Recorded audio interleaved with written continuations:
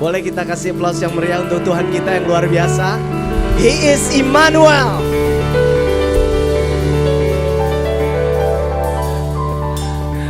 Halo.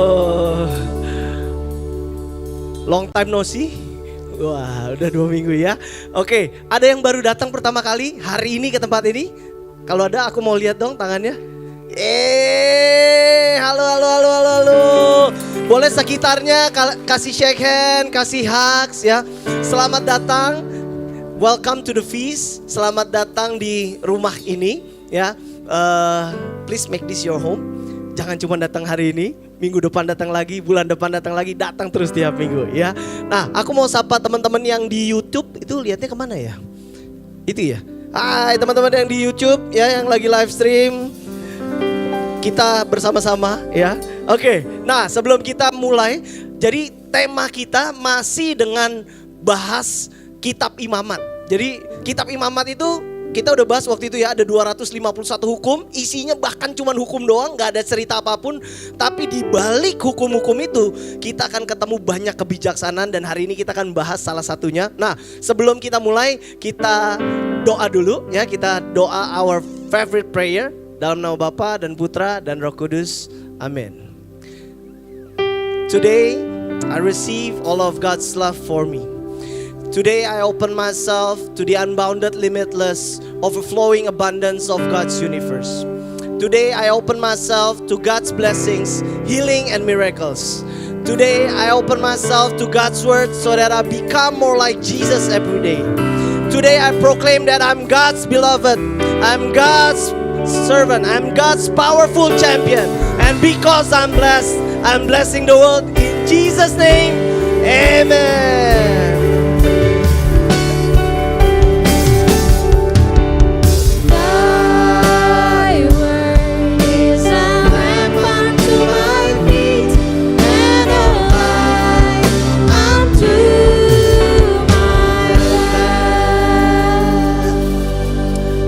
Oke, ayat kita hari ini diambil dari kitab Imamat. Yuk kita baca ya. You have 6 days each week for your ordinary work, but the 7th day is a Sabbath day of complete rest. Nah, jadi ini pertama kalinya Tuhan memperkenalkan konsep Sabat, yaitu konsep di mana kita beristirahat. Sabbath day of complete rest, an official day for holy assembly. It is the Lord's Sabbath day and it must be observed wherever you live. Jadi bangsa Israel itu dulu gak kenal hari libur, Bapak Ibu. Jadi gak kenal hari libur, buat mereka setiap hari itu sama. Jadi belum ada penanggalan kayak sekarang, belum ada hari Senin sampai hari Minggu. Jadi every day is just an ordinary day. Nah, sampai Tuhan ngomong tentang hari Sabat. Nah, kalau kita baca kitab Imamat, itu di dalam kitab ini Tuhan itu ngomong tentang Sabat itu kalau dihitung 9 kali. Jadi di dalam bab ini doang dia ngomong 9. Aku mau tunjukin ya. Yuk next. Nah, kelihatan gak? Jadi di ayat 7 itu dia ngomong pada hari pertama kamu harus mengadakan pertemuan kudus. Janganlah kamu melakukan sesuatu pekerjaan berat. Kelihatan gak sih? Gak kelihatan ya, cuman aku yang lihat ya. Gak ada semua. Oke, ya udah. Aku bacain aja ya. Itu bab ayat 7. Ayat 8b diulang lagi. Sekali ini benar-benar gelap. Yang ini pun gelap.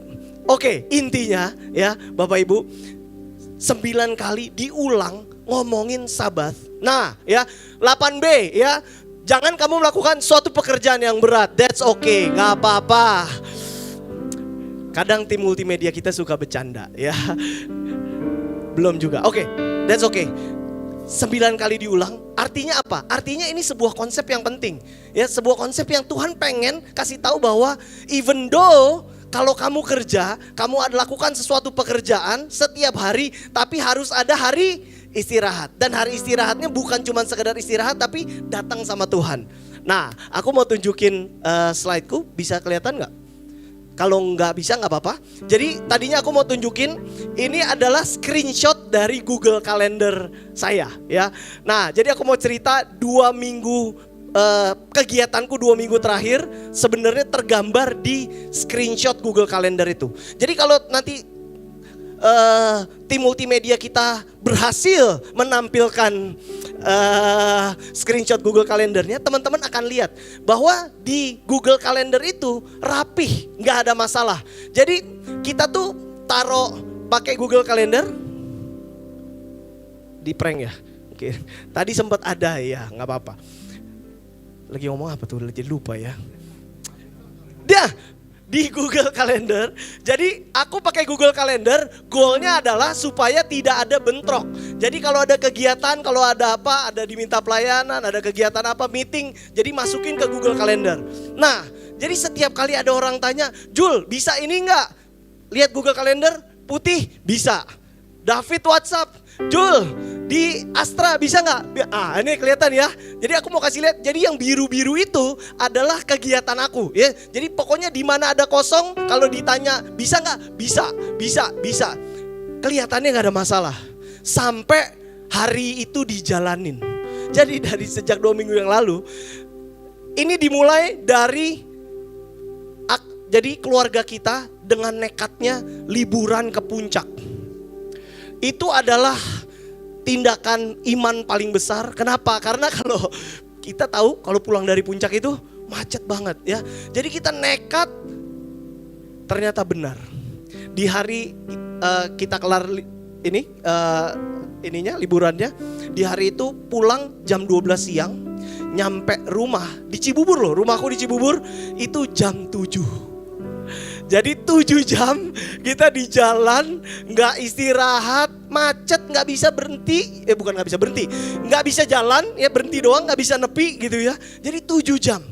Singkat cerita itu pulang capek banget. Dalam hati berjanji tidak akan pernah lagi ku injakan kakiku ke puncak ya. Lusanya berangkatlah ke Surabaya.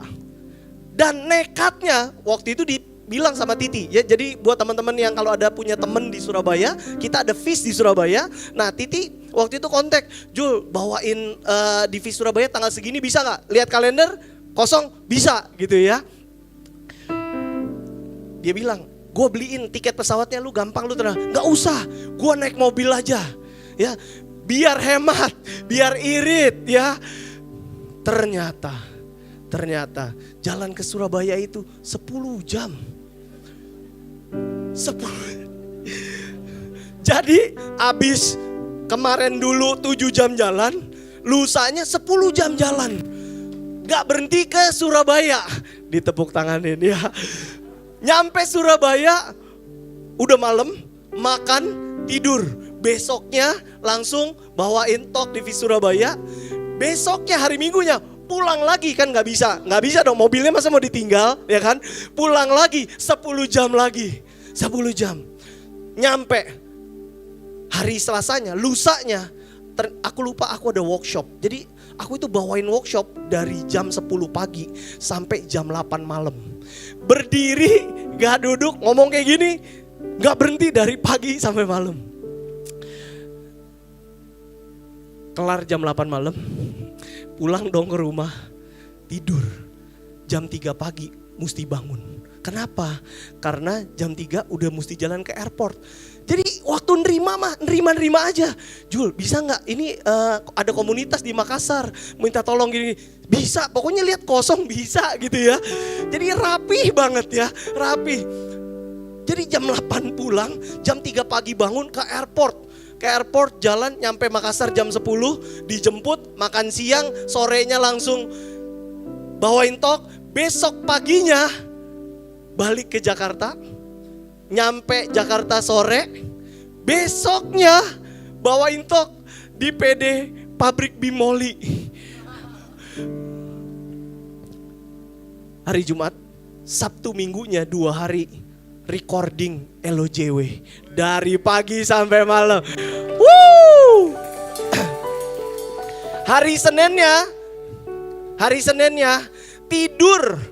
Saya begitu hari Minggu pulang nyampe rumah, tidur nyampe rumah lupa ya, kayaknya kalau nggak salah jam 10 malam, tidur sampai jam 12 siang besoknya. Nggak bangun ya, 2 hari. Dari hari itu sampai sekarang masih bindeng, masih nggak enak badan gitu ya. So aku mau bilang sama teman-teman ya, sometimes we need some rest. Next. Nah ini ada satu kalimat bagus banget. Next. You don't plan by putting event into your calendar. You plan by putting work and rest into a rhythm. Wow. Kalau kita belajar dari kitab Imamat itu, Tuhan tuh lagi kasih tahu cara ritme yang benar. Dari tadi teman-teman main musik, kenapa enak? Karena ritmenya enak, betul? Karena ritmenya terjaga. Nah, hidup kita juga kayak gitu. Harusnya ada ritmenya 6-1 ya, 6 hari kerja, 1 hari istirahat. Boleh tepuk kanan kirinya, bilang you don't plan by putting event into your calendar. You plan by putting work and rest into a rhythm.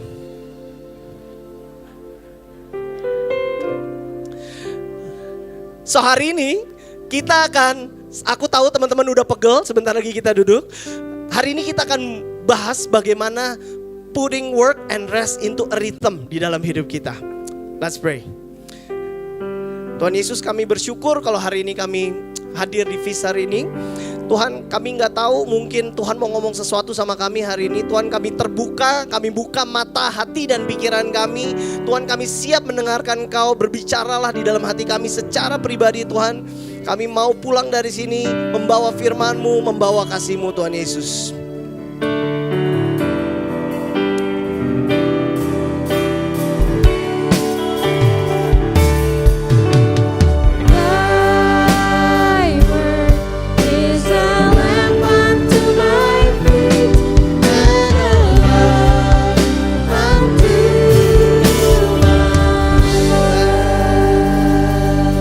Oke, silakan duduk.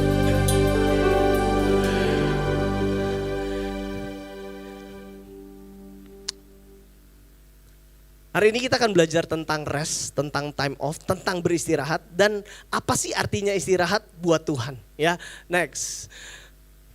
Sebelum kita masuk ke situ, jadi ada 3 rest yang kita akan pelajari hari ini, yang akan kita diskusikan.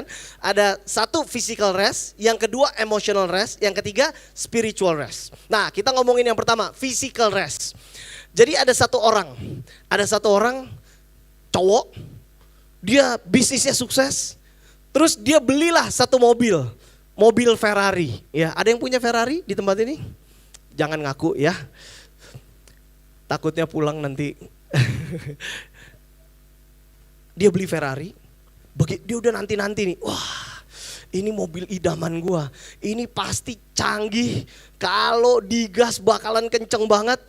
Di hari Ferrari itu datang, ya, dia excited banget ya. Begitu nyampe rumah, wah, dia storyin, dia ambil handphone, dia storyin. Terus begitu Ferrarinya dinyalain, boom. Wah, hatinya berdesir ya. Hatinya berdesir, dia injek, dia gas-gas. Waduh, enak banget. Ini kayaknya impian semua laki-laki gitu ya. Pengen punya sport car. Nah, jalanlah dia. Dia tes segala teknologi di dalam mobil itu, dia coba, dia gas sekencang-kencangnya. Udah putar. Tiba-tiba mati mobilnya. Mati. Panik dia. Hari pertama beli Ferrari, dibawa muter, baru kurang lebih 2-3 putaran, mati. Panik. Namanya orang baru beli, bingung kan. Buka kap mesinnya aja bingung. Ya, gimana nih? Panik. Coba dipencet ini, gak nyala. Dipencet ini, gak nyala. Ini apa masalahnya? Mau buka kap mesin gak ngerti. Akhirnya dia telepon, ya. Dia telepon orang Ferrarinya, Bapak di mana? Oh, saya ada di jalan ini. Oke, kita datang Pak langsung. Begitu datang, dibuka, diotak-atik. Tahu nggak apa problemnya? Betul, bensinnya habis. Udah capek-capek dipikirin ada yang salah, ini teknologinya apa, bensinnya habis. Sebenarnya hidup kita kayak gitu, benar nggak? Ya, Aku nggak tahu, teman-teman mungkin ada yang hidupnya Ferrari ya. Jadi canggih banget ya, orang-orang mengimpikan pengen punya hidup seperti hidupnya teman-teman. But actually kalau kamu nggak istirahat, kalau kamu kehabisan bensin, kalau kita kehabisan bensin, pada akhirnya akan stop juga. Pada akhirnya akan berhenti juga. Secanggih apapun mobil itu, kalau dia kehabisan bensin, maka dia tidak bisa pergi ke tempat seharusnya dia pergi. So that is our life. Jadi pertama kita akan ngomongin physical rest. Buat teman-teman yang baru datang, aku punya 3 anak ya. Anakku 3 cowok semua. Sean, Sky, sama Sydney. Nah, Sydney ini yang paling kecil. Umurnya baru 6 tahun ya. Kalau anak masih kecil, biasanya siang-siang kita minta dia ngapain? Tidur siang ya. Nah, satu kali saya lagi di rumah, Sydney kebetulan lagi di rumah, tiba-tiba nangis dia, wah nangis terus. Sydney itu kalau nangis itu heboh ya, dia kalau nangis tuh teriak-teriak, marah-marah, ngamuk-ngamuk gitu ya. Terus aku samperin ya. Dari pertama kali saya lihat dia, saya tanya, Sydney kenapa? Nggak usah marah-marah, nggak usah, tenang, kenapa? Dia bilang, Sky nggak pinjemin aku mainannya nggak boleh, aku mau mainin nggak boleh ya. Hari itu aku bilang apa sama Sydney? Seperti layaknya orang tua, kalau kita tahu anak kita kurang tidur, kita bilang apa?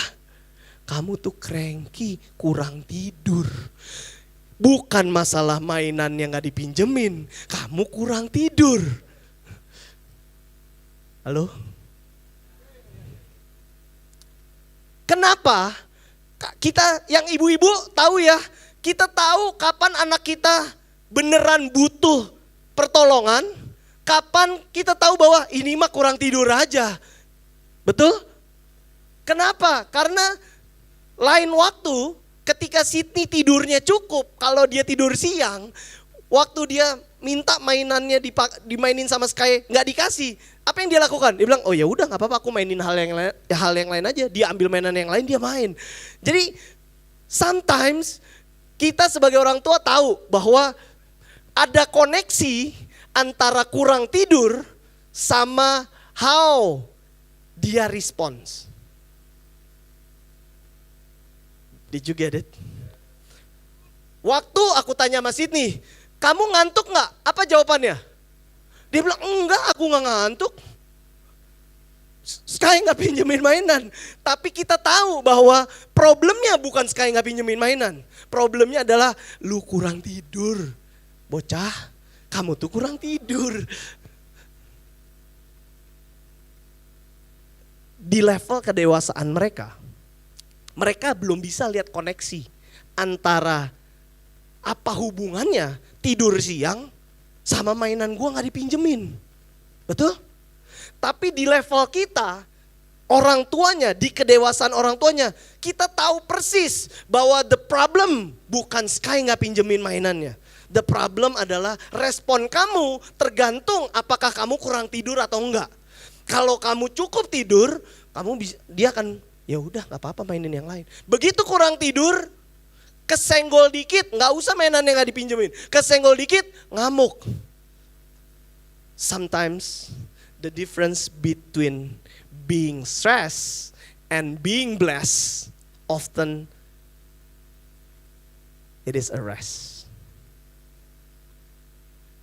The difference between being blessed and being stressed is often just a rest. Aku gak tahu lagi-lagi teman-teman lagi menghadapi apa. Situasinya lagi kayak gimana ya. Sometimes, tapi ingat, sometimes jangan-jangan kita tuh cuman kurang tidur aja. Kita tuh kurang istirahat secara fisik. Dan kalau kita kurang tidur secara fisik, kita stres. Padahal di situasi yang sama, kalau kita cukup istirahat, kita bisa bilang, oh I'm really blessed. I'm really blessed. Di situasi yang sama, kurang istirahat, I'm really stressed. Boleh foto gak apa-apa? Silakan foto. Karena ini pengingat, aku taruh ini juga ya di handphone. Ingetin diriku bahwa saya itu saya tuh orangnya gampang stres. Tanya Ane ya, kalau udah stres tuh rungsing, tahu rungsing nggak?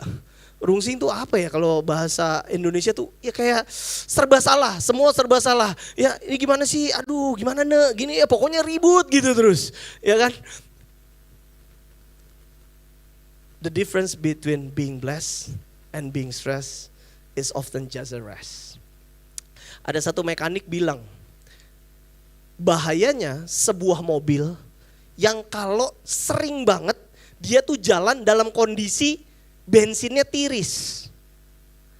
Kenapa? Karena kalau bensinnya tiris dipakai jalan, ya itu bisa masuk partikel.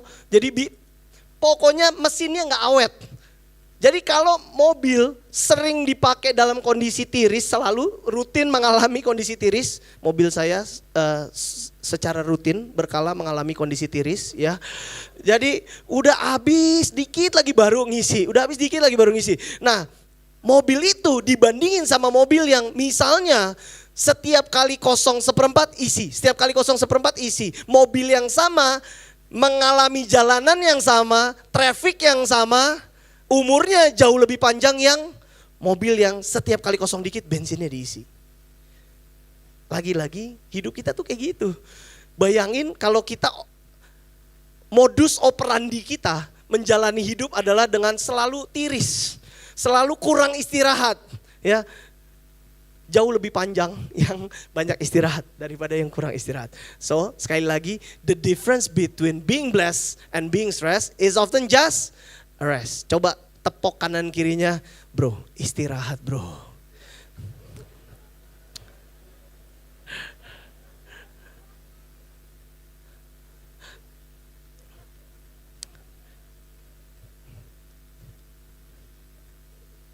Jangan kayak Sydney ya.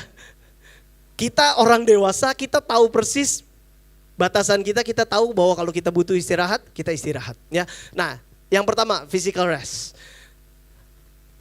Yang kedua, next, emotional rest. Nah, seringkali yang bikin orang tuh stres bukan cuman kurang tidur. Tapi, next, the problem, kita punya 2 problem hari ini kita akan bahas. Ya, perhatiin kalimatnya ini bagus banget. Capek pikiran. Kadang-kadang kita pikir capek pikiran itu karena banyak yang dipikirin. Tapi sebenarnya capek pikiran itu bukan karena banyak yang dipikirin, tapi banyak yang dikhawatirin. Aku mau tanya, ada gak yang pernah mengalami begitu bangun tidur langsung capek?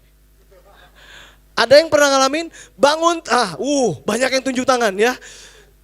Bangun tidur udah capek. Kenapa? Kok bisa bangun tidur kok capek? Because your body rest, your mind didn't.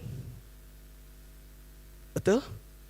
Badannya istirahat, tapi otaknya nggak istirahat. That's why hari ini kita belajar emotional rest. Next, ada 2 problem. Kita akan belajar ada problem A sama problem B. Kenapa sih ada orang bangun tidur kok langsung capek? Kenapa sih ada orang capek pikiran? Problem yang pertama adalah mix up. Mix up itu artinya kecampur. Nah, jadi saya itu lama di dunia direct selling, teman-teman. Jadi dari tahun 2008 sampai 2016, kurang lebih 8 tahun aku itu di dunia direct selling. Jadi direct selling itu gimana? Jadi ketemu nih misalnya sama David, ketemu secara direct untuk jualan produk. Jadi ketika kita ada di bisnis direct selling, biasanya kita tuh diajarin. Nah, ini salah satu pelajaran yang paling penting yang aku belajar dari di dunia direct selling adalah kita itu kan kalau direct selling itu akan banyak mengalami yang namanya penolakan. Betul ya? Jadi jualan nih, biar kata teman sendiri, enggak, gue gak butuh juga, gak mau gitu ya. Nah, kalau kita mix up, apa yang kita mix up? Nah, kita akan stres. Apa yang kita mix up? Jadi, aku belajar di dalam dunia direct selling itu bahwa semua hal di dunia ini sebenarnya itu cuma terdiri dari 2 hal. Semua yang kita alami, semua yang kita lihat, semua yang kita rasakan itu cuma terdiri dari 2 hal. Satu, the things you can control. Satu, the things you can't control. Setuju atau enggak? Apapun yang kita alamin, pasti masuk di antara salah satu kategori itu. Jadi bayangin this is all the things we can control. Jadi hal-hal yang kontrolnya di kita, yang kita lakukan. Sampai sini ngikutin? Lalu ada garis yang nggak kelihatan. Nah di sini itu hal-hal yang kita nggak bisa kontrol. Sometimes kita tuh mix up, kecampur antara hal yang kita bisa kontrol sama hal yang kita nggak bisa kontrol. Biasanya kita operate di sini, betul nggak? Kita operate di area di mana kita bisa kontrol. Kita lakuin. Kadang-kadang ini kan invisible line, ya. Ini garisnya tuh nggak kelihatan. Jadi waktu kita ngelakuin, sometimes kita nyebrang tanpa kita sadar, tanpa kita engah gitu ya. Kita nyebrang. Dan kita mau lakuin, kita mau pusingin, kita mau pikirin hal-hal yang kita nggak bisa kontrol. And that's why we are stressed. And that's why kita berasa capek. Because it is mixed up. Ini satu prinsip yang sampai hari ini jadi pegangan, karena bertahun-tahun di dunia direct selling, ini pegangan. You work hard at things you can control. You pray hard at things you can't control. Aku ulang sekali lagi. You work hard at things you can control. You pray hard at things you can't control. Apa jadinya kalau mix up? Itulah sumber masalahnya. Sometimes orang berusaha ngerjain hal yang dia nggak bisa kontrol. Sementara hal yang dia bisa kontrol, dia nggak kerjain. Dia tungguin, dia doain, ya kan? Dia doain, dia tungguin. Padahal harusnya kita yang kerjain. Terus kita bilang, Tuhan mana Ferrarinya? Kok Ferrarinya nggak datang? Because sometimes we mix up between the things we can control and the things we can't control. Begitu kebalik, capek nggak? Udah pasti capek. So, how to rest emotionally? Gimana caranya istirahat secara emosional? Work hard at things you can control. Pray hard at things you can control. Jangan kebalik. Boleh tepok kanan kirinya, bilang, bro, sis, jangan kebalik. Sekali lagi, tepok depannya sekarang, tepok depannya ya. Walaupun gak kenal, tepok aja. Bro, sis, jangan kebalik. Karena kalau kebalik, stress. This is emotional rest. Jadi emotional rest adalah put the things sesuai dengan tempatnya dan lakukan sesuai dengan tempatnya. You work hard at the things you can control. You pray hard at the things you can control. Itu problem yang pertama. By the way, jadi ada satu orangnya ada nggak ya? Kalau ada baru mau minta izin nih. Kalau nggak ada ya udah. Ada satu temanku ya, anak LG. Ini hari apa sih sekarang? Hari Sabtu. Hari Senin atau hari Selasa kemarin main ke rumah, datang ke rumah. Jadi dari sebelum hari Senin Selasa itu dia udah WhatsApp. Jul, butuh ketemu, ya, butuh ngobrol. Saya ya itu di minggu yang hektik itu, di minggu yang tidur pun gua kurang. Jadi gue gak bisa ketemu sama lu. Ya, bukan gue gak cinta sama lu. Gue tuh dalam seminggu aja gue ada di 3 kota nih. Ya, jadi boleh gak minggu depan? Dia bilang, oke, minggu depan. Tapi Senin ya, saya lupa Senin apa Selasa. Langsung ya, siap. Ya, siap. Oh Selasa, karena Seninnya saya tidur sampai jam 12 siang ya tadi. Selasa, jadi Selasa saya udah mikir nih, kenapa ya? Ini ada hal urgent apa yang dia alami gitu ya. And then mereka suami istri sama anaknya datang ya ke rumah, hari Selasa datang ke rumah. Terus datang mukanya lesu, letih lemah lesu gitu ya. Barang siapa yang letih lemah lesu, datanglah. Datanglah ke Tuhan. Letih lemah lesu ya, yang istrinya, yang cowoknya sih, yang suaminya biasa-biasa. Nah, yang suaminya tuh seneng, dia seneng apa? Reparasi barang. Jadi kalau ke rumah saya dia udah seneng. Kenapa? Karena di rumah saya tuh banyak barang-barang yang sudah tidak benar. Ya, ada pintu yang kalau dibuka nggak ngebuka, ada kipas angin yang udah agak ngangguk. Oh, dia pokoknya happy. Jadi itu adalah utopianya dia. Tadi Romo bilang utopia ya. Utopianya dia adalah kalau datang ke rumahku karena dia bisa benerin barang banyak di sana. Jadi begitu datang udah semangat, bawa apa tuh? Bawa obeng gitu-gitu, pokoknya semangat deh dia. Mana Jul, apa barang yang rusak? Selama saya temenan sama dia, TV pernah bener. Pokoknya semua barang elektronik dikasih ke dia bener, belum pernah gagal sampai hari ini. Rate 100%. Nggak bayar. Nggak bayar. Semua anak di LG kita kalau ada barang rusak pasti telepon dia. Jak, tolong Jak ya. Wah, dia happy. Dia itu mainan dia senang banget. Jadi dia senang istrinya datang letih lemah lesu. Padahal istrinya itu biasa itu semangat banget. Semangat banget. Saya pernah cerita kan di waktu bawain sermon beberapa bulan yang lalu, saya pernah cerita ada satu anak di LG saya yang dia bilang gini, dalam beberapa tahun gue bukan cuma punya 1 rumah, gue akan punya 2 rumah. Nah, ini orangnya. Jadi ini orang tuh tidak ada, kalau kita bilang nggak ada matinya, baterainya on terus, dia selalu semangat, dia selalu impiannya besar, dia selalu percaya bahwa Tuhan akan genapin mimpi-mimpi yang besar.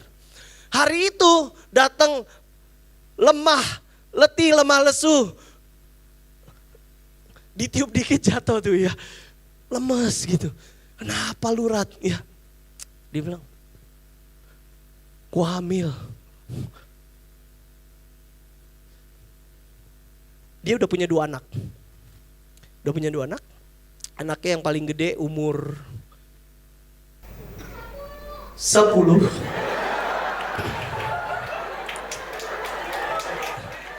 Itu anak saya. Jadi dia tahu. Jadi bisa diandalkan betul. Satunya umur 10. Satunya masih kecil umur umur 7. Yang satu umur 7, satunya umur 2,5 mau 3 tahun. Jadi waktu dia tahu dia hamil lagi, it was shock. Dia shock. Kenapa dia shock? Karena ini teman saya anak LG kita ini, dia tuh benar-benar jaga, dan dia jaganya tuh sesuai ajaran gereja Katolik. Jadi dia hitung tanggal, tidak pakai, tahu ya, pokoknya tidak pakai alat-alat yang tidak direstui sama Katolik ya. Dia jaga benar-benar hitung tanggal dan disiplin ya. Jadi kalau tanggalnya nggak tepat, suaminya bilang ini, no. Tidak, belum waktunya ya, bersabarlah ya. Dan udah berjalan selama 3 tahun. Jadi dia jaga benar 3 tahun, berhasil. Orang berhasil jaga 3 tahun menggunakan KB alami, itu hebat banget loh. Istrinya hebat, suaminya hebat, benar gak? Terus dia cerita, aku tanya, hah kok bisa? Mereka kan orangnya terbuka banget, dia cerita, KB alami aja dia cerita ya. Pokoknya dia ceritalah segala hal dalam hidupnya, dia cerita di LG ya. Teman-teman yang kalau Anda belum rooted di dalam LG, please join Light Group. Karena kamu akan ketemu support system yang bisa terima kamu, support kamu apapun hal-hal yang kamu lagi hadapin. Dia bahkan KB alami aja dia ceritain dan kita support dia. Lu pasti bisa, Dan 3 tahun udah berjalan, dia bilang gini, gue kayaknya salah hitung tanggal deh. Suaminya tanya, aman gak? Hitung-hitung, aman Pi, jalan. Sekali percobaan, jadi. Kita ketawa. Tapi buat teman-teman yang pernah ngalamin, you know that sometimes it's hard for them. Ya, jadi berat banget. Itu seharian di rumah saya. Istrinya tuh seharian cerita, ntar enak mual. Kita kasih teh, ntar numpang tidur. Jadi dia udah lemes gitu ya. Udah lemes, anaknya mau jumpalitan gimana terserah dah ya. Jadi aku tanya, kenapa sih? Kenapa maksudnya lu kenapa kok jadi lemes? Lu kan orang yang lu yakin dalam beberapa tahun lu bukan cuma punya 1 rumah, lu punya 2 rumah, ya kan? Dia bilang gini, gua tuh hitung. Kalau Dede Baby ini lulus sampai dia umur lulus kuliah di 24, itu gua umur 65, dia bilang. Umur 65. Terus dia bilang, gua kok kayaknya gak yakin ya. Dia khawatir. Dia bilang, gua tuh khawatir banget. Gimana caranya? Gua tuh mesti kerja keras sampai gua umur 65. Gimana caranya gua punya 2 rumah, kata dia ya. Jadi mimpinya masih besar ya. Jadi gimana caranya?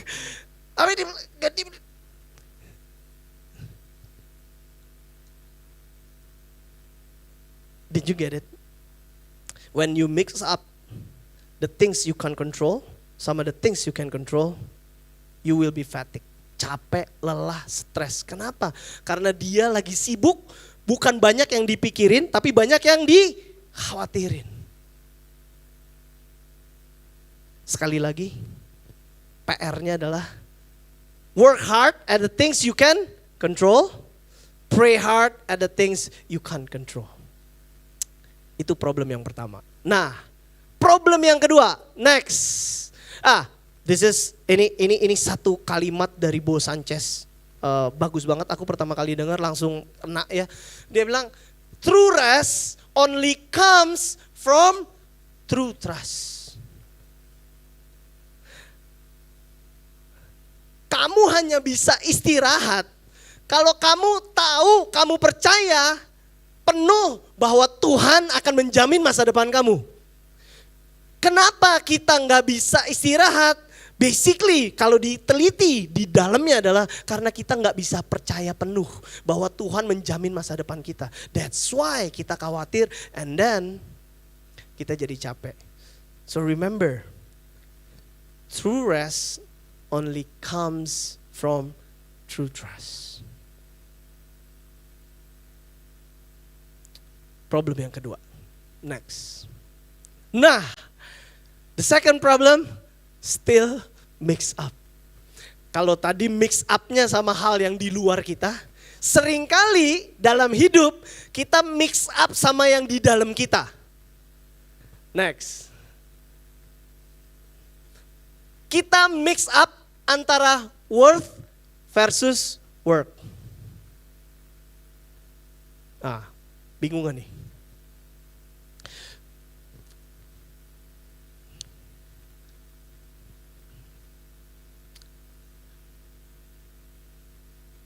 Kadang kita pikir kalau kita sukses dalam kerjaan kita, then I'm valuable. So my worth comes from my work. Ikutin gak? So kita mix up, padahal kita tahu persis bahwa berharganya kita itu bukan terletak pada prestasi kita, benar gak? Sometimes yang bikin capek apa sih? Karena kita mix up, karena kita pikir kalau kita berprestasi baru kita berharga. Padahal dari sebelum kamu berprestasi, kamu sudah berharga. Dari sebelum kita punya sesuatu, kita sudah berharga. Yesus itu mati di atas kayu salib buat kita. Kebayang gak sih? Bayangin gak? Tuhan Yesus mati di atas kayu salib buat kita. Gak mungkin dia mati untuk sesuatu yang gak berharga. Betul gak? So kita itu berharga jauh dari sebelum kita berprestasi. Bahkan waktu kita lagi berdosa sekalipun, waktu kita lagi jauh dari Tuhan sekalipun, kita berharga. So the second problem, kenapa kita tuh capek? Karena kita sering mix up antara worth sama work. Kita pikir kalau kita sukses, kita berharga. Kita pikir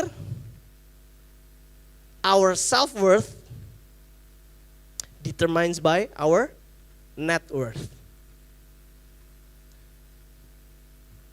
Berapa banyak dari teman-teman suka ngelihat ada orang-orang yang termasuk ya kita sendiri juga, ya kan?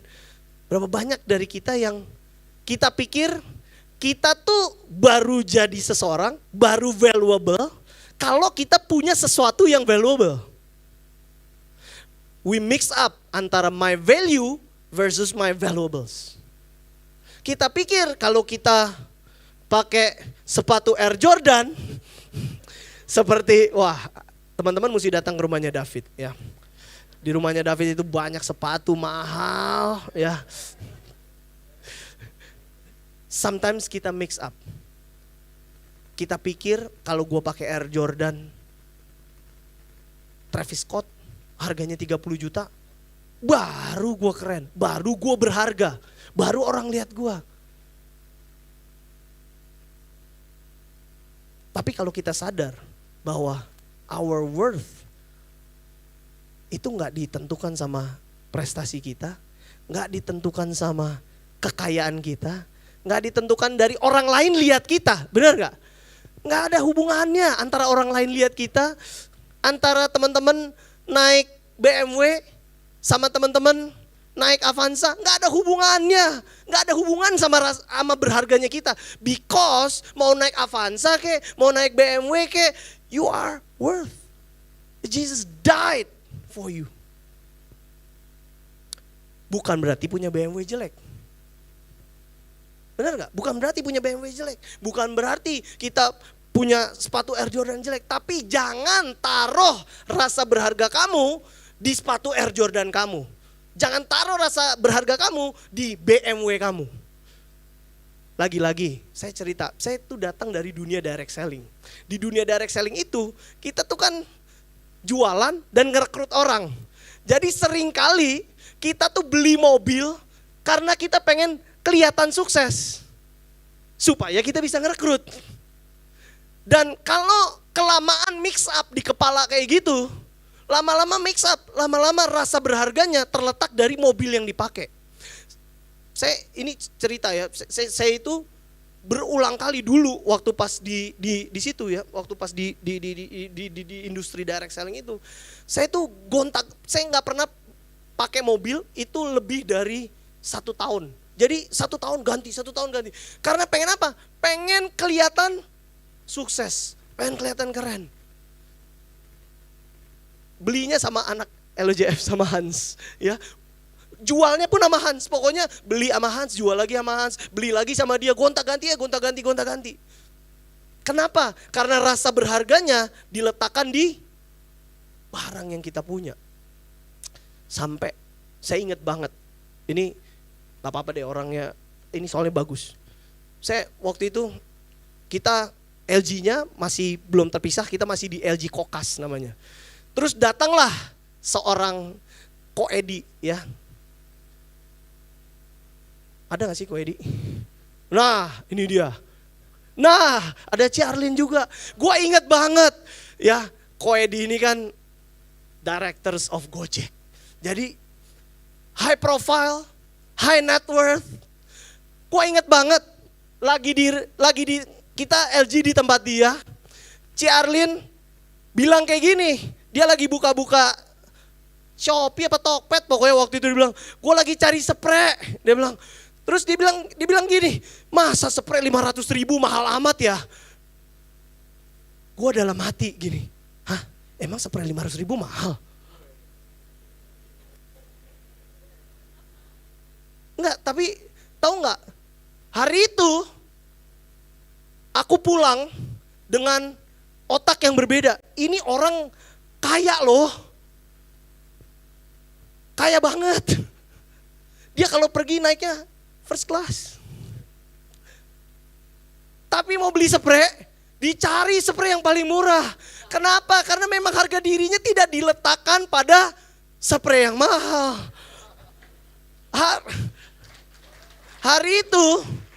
Hari itu gue belajar bahwa gak ada hubungannya rasa berharga kamu sama barang yang kamu punya. Gak ada hubungan. Waktu itu Koedi naik Innova, ya. Si Julio sosokan naik BMW, buset dah. Ini direktur Gojek naik Innova. Hello, gue tuh pulang bilang sama Ana, kita nih lebay banget ya. Gue tuh baru sadar, sejujurnya ini kalimat yang saya pakai. Gue baru sadar betapa menjijikannya gue ya. Karena jadi saya sadar gitu, mungkin orang lain lihat gue tuh kayak, ngapain sih nih orang? Nggak jelas gonta-ganti mobil, pakai cincin gitu loh. Kayak beli asli muncrat terus nih ya. Ngomong udah muncrat terus gua. Saking nafsunya. Beli cincin supaya kelihatan pakai cincin diamond.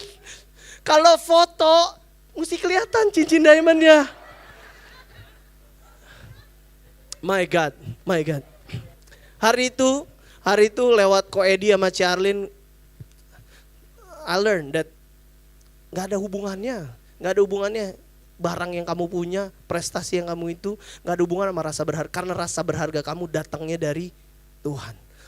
Kalau Yesus mati buat kita, siapa kita berani bilang rasa berharga gue letaknya di Air Jordan? Yesus mati buat kita, man.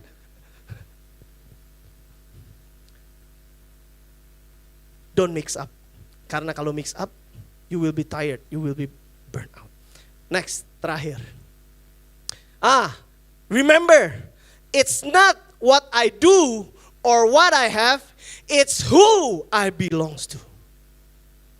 Wah, kalau kita ingat ini dan kita tahu dan kita nggak stres, karena it's not what I do or what I have, it's who I belongs to. Kalau kita tahu, sadar persis kita tuh belongs to God, nggak penting lagi.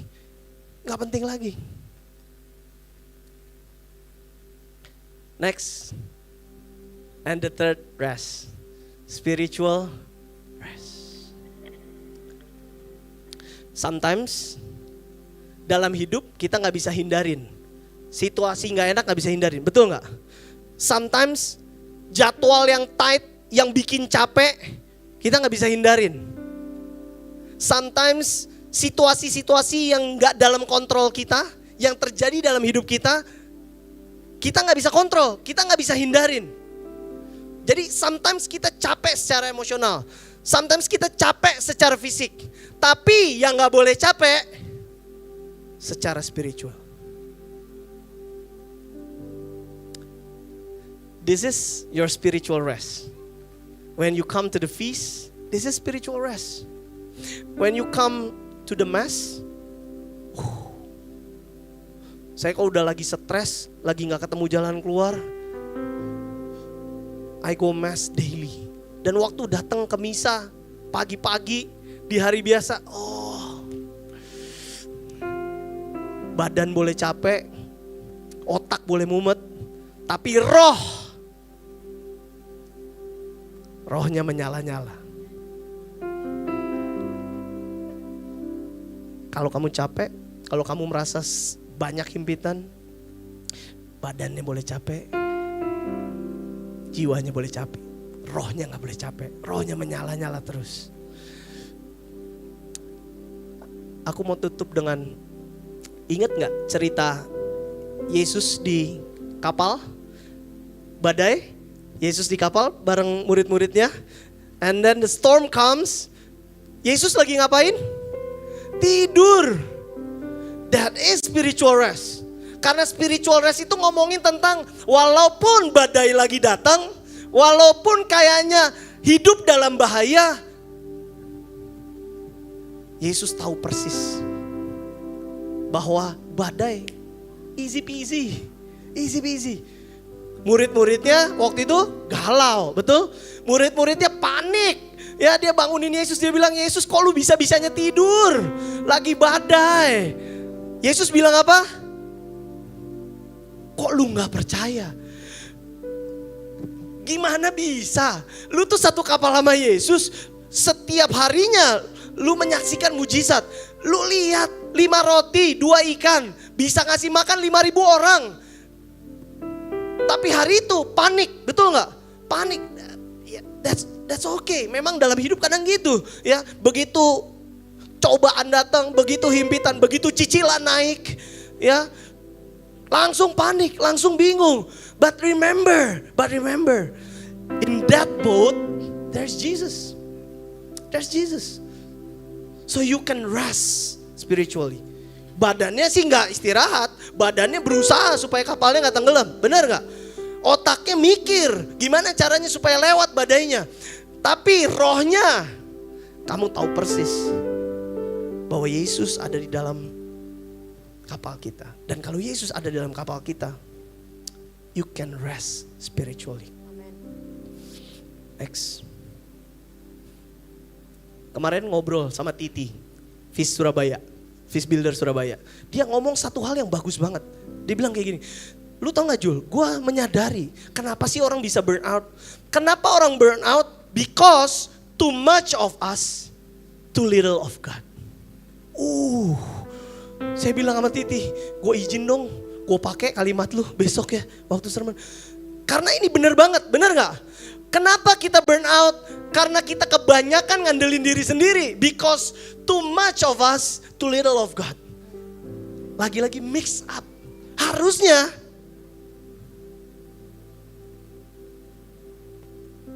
Tuhannya lebih banyak, kitanya lebih sedikit.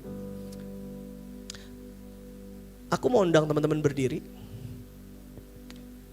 Next. Ini satu ayat, kita semua udah pernah baca. Dan Jesus said, "Come to me, all of you who are weary and carry heavy burdens, and I will give you rest."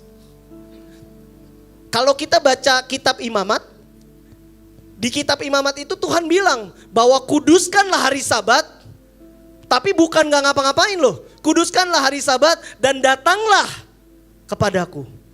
Jadi hari Sabat, istirahat itu selalu hubungannya dengan datang kembali, coming back to God. Karena hanya di dalam Tuhanlah ada total rest, ada spiritual rest. Aku mau teman-teman, aku mau baca, ini adalah Mazmurnya Daud, ya. Teman-teman dengerin aja. Aku gak tahu teman-teman lagi ngadepin apa di dalam hati. Mungkin ada pergumulan, mungkin ada sesuatu yang berat, yang menghimpit. Kayaknya gak ada jalan keluar. Kayaknya tuh bikin kita khawatir banget. Next. Aku mau bacain ini buat teman-teman. Dengerin baik-baik, resapin, masukin ke hati kita. Ini adalah Mazmurnya Daud. The Lord is my shepherd. I shall not want. Aku tidak akan kekurangan. Aku tidak akan kekurangan.